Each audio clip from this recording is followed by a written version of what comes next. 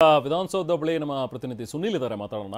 ಸುನೀಲ್, ಈಗ ವಿಧಾನಸೌಧ ಬಳಿ ನೀವಿದ್ದೀರಿ, ಅಲ್ಲಿ ಹೇಗಿದೆ ಸದ್ಯಕ್ಕೊಂದು ಮಳೆಯ ಒಂದು ಪರಿಸ್ಥಿತಿ? ಪಾಪ ವಿಧಾನಸೌಧದಲ್ಲಂತೂ ಯಾರು ಇಲ್ಲ ಬಿಡಿ, ಅವರೆಲ್ಲರೂ ಸಾಧನ ಸಮಾವೇಶದಲ್ಲಿ ಬ್ಯುಸಿ ಇದ್ದಾರೆ ಹೊಸಪೇಟೆಯಲ್ಲಿ. ಇಲ್ಲಿ ಏನಾದರೂ ಅವ್ರಿಗೆ ಏನಾಗಬೇಕಾಗಿಲ್ಲ ಅನ್ನೋ ರೀತಿಯಲ್ಲಿ ಅಲ್ಲಿ ಸಮಾವೇಶ ಸಾಧನೆಯನ್ನು ಕೊಂಡಾಡ್ತಾ ಇದ್ದಾರೆ. ಬಟ್ ಇಲ್ಲಿನ ಪರಿಸ್ಥಿತಿ ಏನು, ಹೇಗಿದೆ ಅಲ್ಲಿನ ಒಂದು ಪರಿಸ್ಥಿತಿ? ಜನ ಈಗಾಗಲೇ ಬಹುಶಃ ಮನೆಗಳಿಗೆ ಹೋಗುವಂಥ ಒಂದು ಧಾವಂತ ಇರ್ಬೋದು. ಹೇಗಿದೆ ಅಲ್ಲಿ ಸದ್ಯಕ್ಕೆ ಪರಿಸ್ಥಿತಿ ಸುನೀಲ್? ರೆಹಮಾನ್, ಮಧ್ಯಾಹ್ನ 3 ಗಂಟೆಗೆ ಗಾಳಿ ಸಹಿತ ಜೋರು ಮಳೆ ಕೂಡ ಈಗಾಗಲೇ ವಿಧಾನಸೌಧ, ಕಾರ್ಪೊರೇಷನ್ ಸರ್ಕಲ್, ಕೆಆರ್ ಸರ್ಕಲ್ನ ಸುತ್ತಮುತ್ತ ಆರಂಭವಾಗಿದೆ. ಇದರಿಂದ ವಾಹನ ಸವಾರರು ದೊಡ್ಡ ಮಟ್ಟಿಗೆ ಪರದಾಡುವಂತ ಸ್ಥಿತಿ ಕೂಡ ನಿರ್ಮಾಣವಾಗಿದೆ.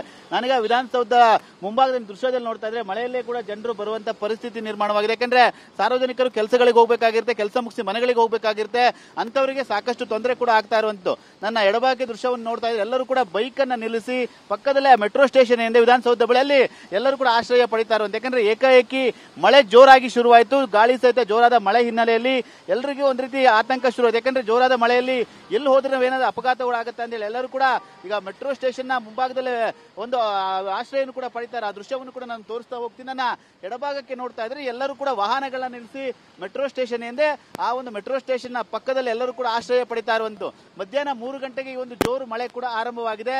ಈ ಒಂದು ಮಳೆಯಿಂದ ಸಾರ್ವಜನಿಕರು ಸಾಕಷ್ಟು ಪರದಾಡುವಂತ ಸ್ಥಿತಿ ದೊಡ್ಡ ಮಟ್ಟಿಗೆ ನಿರ್ಮಾಣವಾಗಿದೆ ರೆಹಮಾನ್. ಯಾಕೆಂದ್ರೆ ಮೊನ್ನೆಯಿಂದಲೂ ಕೂಡ ಧಾರಾಕಾರ ಮಳೆ ಬೆಂಗಳೂರಲ್ಲಿ ಸಾಕಷ್ಟು ಸುರಿತಾ ಇದೆ. ಈಗಷ್ಟೇ ಗಾಳಿ ಸಹಿತ ಮಳೆ ಕೂಡ ಜೋರಾಗಿ ಆರಂಭವಾಗಿದೆ. ಆ ಒಂದು ಹಿನ್ನೆಲೆಯಲ್ಲಿ ಸಾರ್ವಜನಿಕರು ಪರದಾಡುವಂತ ಸ್ಥಿತಿ ದೊಡ್ಡ ಮಟ್ಟಿಗೆ ನಿರ್ಮಾಣವಾಗಿದೆ. ವಿಧಾನಸೌಧ ಸುತ್ತಮುತ್ತ ಕೆಆರ್ ಸರ್ಕಲ್ ಆಗ್ಬೋದು, ಸಾಕಷ್ಟು ಜೋರಾದ ಮಳೆ ಬರ್ತಾ ಇದೆ. ಈಗಂತೂ ಗಾಳಿ ಸಹಿತ ಜೋರು ಮಳೆ ಬರುವ ಹಿನ್ನೆಲೆಯಲ್ಲಿ ಸಾರ್ವಜನಿಕರು ಪರದಾಡುವಂತ ಸ್ಥಿತಿ ನಿರ್ಮಾಣವಾಗ್ತಿದೆ. ಅದರಲ್ಲೂ ವಾಹನ ಸವಾರರು, ಅದರಲ್ಲಿ ಬೈಕ್ ಸವಾರರು ರಸ್ತೆ ಯಾವುದು ಗುಂಡಿ ಯಾವುದು ಗೊತ್ತಾಗದಲ್ಲೇ ಪರದಾಡುವಂತ ಸ್ಥಿತಿ ನಿರ್ಮಾಣವಾಗ್ತಾ ಇದೆ. ಎಲ್ಲರೂ ಕೂಡ ಛತ್ರಿಯನ್ನು ಹಿಡಿದು ಆಶ್ರಯವನ್ನು ಕೂಡ ಪಡಿತಾ ಇರೋ ದೃಶ್ಯಗಳು ಕೂಡ ಕಂಡು ಬರ್ತಾ ಇದೆ. ಎಲ್ಲರೂ ಎಲ್ಲಾದ್ರೂ ಸ್ವಲ್ಪ ಜಾಗ ಸಿಕ್ಕಿದ್ರೆ ನಾವು ಅಲ್ಲಿ ನಿಂತು ಆಶ್ರಯನ ಪಡೆಯೋಣ ಅಂತೇಳಿ ಬೈಕ್ ನಿಲ್ಲಿಸಿ ಎಲ್ಲರೂ ಕೂಡ ಸಿಕ್ಕ ಒಂದು ಜಾಗಗಳಲ್ಲಿ ಕೂಡ ನಿಂತ್ಕೊಳ್ತಾ ಇದ್ದಾರೆ. ಯಾಕಂದ್ರೆ ರಸ್ತೆಯಲ್ಲಿ ಗುಂಡಿಗಳಿದೆ, ಅಲ್ಲಿ ನೀರು ತುಂಬಿಕೊಂಡ್ರೆ ಎಲ್ಲಿ ರಸ್ತೆ ಯಾವುದು ಗುಂಡಿ ಯಾವುದು ಗೊತ್ತಾಗಲ್ಲ.